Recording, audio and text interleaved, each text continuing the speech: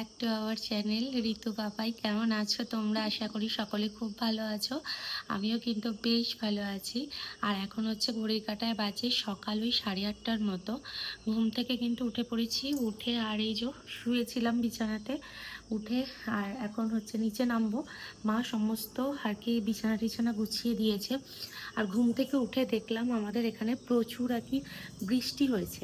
এত বৃষ্টি বাইরে হয়েছে, মানে পুরো চারিদিক ভিজে ভিজে গেছে। আর এত গরম ছিল, গরমের মধ্যে কিন্তু বেশ ঠান্ডা ঠান্ডা ওয়েদারও এসে গেছে।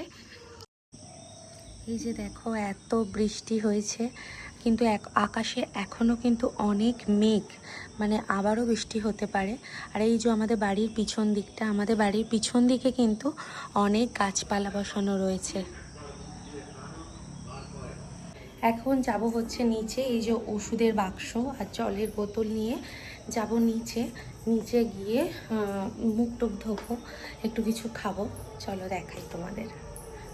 তো আমাদের এখানেতে হচ্ছে বাড়িতে বাড়িতে গেঁড়ি, ঝিনুক, মাছ এইসব বিক্রি করতে আসে। তো আমাদের কাকিমাদের ঘরেতে এসেছে, তো চলো গিয়ে দেখি।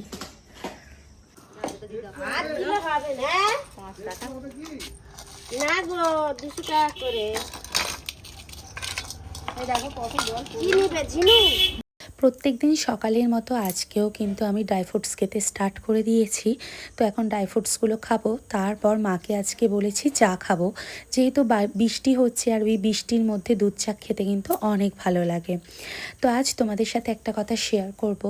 যখন আমার প্রেগনেন্সি আসেনি, যখন আমি কনসিভ করতে পারিনি, তখন অনেক মানুষ কিন্তু আমাকে অনেক তানা মেরেছিল। তাই ভগবানের কাছে অনুরোধ, প্রত্যেকটা মেয়েকেই একবার মা হওয়ার সুযোগ করে দেওয়া দরকার। কারণ একজন মা না হতে পারা মেয়ের যে কত কষ্ট, সেটা একমাত্র সেই বুঝতে পারে যার বাচ্চা কিন্তু হয় না। কথাতেই আছে, সংসার পূর্ণ হয় শুধুমাত্র একটা বাচ্চার জন্যই। বাচ্চা যদি ঘরেতে না খেলে, তার পিছু জন্যই যদি না দৌড়াতে না পারে, তাহলে সে জীবন যেন বৃথা লাগে। আর প্রত্যেকটা স্বামী স্ত্রী চায় মা বাবা হতে। তাই প্রত্যেককে সমস্ত দোষের ভাগিদার থেকে দূরে সরিয়ে তাকে সন্তান যেন একটা দান করে। জানো তো, মানুষ আজকাল নিজের জিনিসটা সব থেকে বেশি বুঝতে শিখে গেছে। অন্যের সুখটা তার চোখে পড়েই না। তাও অন্যের সুখ যখন কারো চোখে পড়ে, তখন কিন্তু নজর দোষটা আগে লেগে যায়।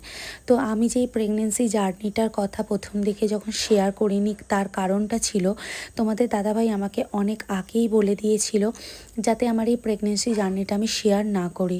কারণ নজর দোষ হচ্ছে অনেক খারাপ। অনেক মানুষকে দেখেছি প্রেগনেন্সি অবস্থায় ভিডিও করতে, তারপর তাদের মানে অনেক সমস্যা হতে। তো সেই জন্য আমার প্রেগনেন্সি যখন শুরু হয়, আমি কিন্তু কোনো রকমভাবেই শেয়ার করিনি। আমি শুধুমাত্রই নিজের মনে মনে জেনে রেখেছি আর খুশি থেকেছি যে এতদিন পর তুমি যাকে আমাকে দিয়েছো, তাকে যেন আমি সুস্থভাবে পৃথিবীতে আনতে পারি। আর এখানে হচ্ছে মা রান্না করতে বসে পড়েছিল। আজকে কিন্তু আমাদের বাড়িতে রান্না হচ্ছে ঝিনুক। ঝিনুক খেতে আমি অত্যন্ত পছন্দ করি আর ভালোবাসি। আর এই প্রেগনেন্সি অবস্থায় ক্যালসিয়ামের একমাত্র মাধ্যম হচ্ছে গুগলি, ঝিনুক, এই সমস্ত কিছুই। তো সেই জন্য মা ঝিনুক রান্না করছিল পুরো মাংসের মতো করে। অনেকে ঝিনুক পছন্দ করে না, তবে এই ঝিনুকটা কিন্তু আমার খেতে অনেক ভালো লাগে। আর আমার মা তো সবসময় উনুনেই রান্না করে, কারণ গ্যাসের দাম যে পরিমাণ আকাশ ছোঁয়া বেড়ে গেছে, সেই পরিমাণে তো উনুনে রান্না করাটাই ভালো। আর যা দিনকাল আসছে, আস্তে আস্তে মানুষ কিন্তু আগেকার দিনের জায়গাতেই ফিরে যাচ্ছে। তো এখানে রান্না বান্না হচ্ছে। আর এদিকে তোমাদের দাদাভাইও কিন্তু আমাকে ফোন করেছিল, ওর সাথে কথা বলছিলাম। তো কথা বলতে বলতে ওকে জিজ্ঞেস করছিলাম কবে ছুটি পাবে। কারণ তোমাদের দাদাভাই মানে আমার ফৌজিবাবু ছুটি পেয়েছিল প্রায় যখন আমার 3 মাস প্রেগনেন্সি চলছে তখন। তো তারপর কিন্তু আর ছুটি একবারও পায়নি। আর এখন ছুটি না পাওয়াতে সত্যি অনেক মন খারাপ করছে, কারণ এই প্রেগনেন্সি অবস্থায় সব থেকে বেশি কিন্তু হাজব্যান্ডকেই মানুষ কাছে পায়। এই প্রেগনেন্সির অবস্থাতে তোমাদের দাদাভাই কিন্তু সব সময় আমার খোঁজ করে, আমায় ফোন করে। তবে অনেক দিন দেখা যেহেতু হয়নি, তাই তারও কিন্তু মন অনেক খারাপ করে। কারণ একজন ছেলের বাবা হওয়ার অনুভূতি, তবে আর বেশি দিন কিন্তু দেরি নেই তোমাদের দাদাভাই বাড়িতে আসার। তো অবশেষে তাকে দেখতে পাবো অনেক মাস পর। সেও এক্সাইট হয়ে রয়েছে, আর আমিও কিন্তু এক্সাইট হয়ে রয়েছি তাকে দেখার জন্য। স্নান করাও কমপ্লিট হয়ে গেছে, পুজোও কিন্তু আমার কমপ্লিট হয়ে গেছে, রান্নাবান্নাও কমপ্লিট। তো এবার খেতে বসবো। মা আজকে কী কী রান্না করেছে দেখাই তোমাদের। তো এখন বসে পড়েছি দুপুরের খাবার খেতে। যেহেতু আমাকে এখন টাইমে টাইমে খেতে হয়, আর মায়ের বাড়িতে আসার পর থেকে কিন্তু মা একদম টাইমে টাইমে আমাকে খেতে দেয়। তো আজকে দুপুরে রান্না হয়েছিল কই মাছ দিয়ে ঝোল, ওই ঝিঙে দিয়ে, পটল দিয়ে, আলু দিয়ে। এখানে হয়েছিল ঝিনুকের ঝাল, কই মাছের ঝালও বানিয়েছিল মা, আর সঙ্গে ছিল কিন্তু শাক। যারা প্রেগনেন্ট হচ্ছ, যারা ঠিক করতে পারছো না যে প্রেগনেন্সি অবস্থায় কি খাওয়া দাওয়া করবে, তারা কিন্তু আমার ভিডিওগুলো ফলো করে দেখতে পারো, অবশ্যই উপকৃত হবে। তো ন্যাচুরাল প্রেগনেন্সি, অনেকেই হয়তো ভাবছে আমি কি আইভিএফ করিয়েছি, একদমই না। আমার একদম ন্যাচুরাল প্রেগনেন্সি। তবে প্রেগনেন্সির আগে আমার কিছু সমস্যা হয়েছিল, সেটা কিন্তু আমি অনেক আগের ভিডিওগুলোতেই জানিয়েছি। এবং প্রেগনেন্সির আগে আমি কিন্তু একটা মেডিসিন নিতাম, যেটা আমি 6 মাস ধরে কিন্তু নিয়েছি, এবং নেওয়ার পর আমি কিন্তু ফলও পেয়েছি। তো সেই মেডিসিনটা কি, সেটা আজকে তোমাদের সাথে শেয়ার করব।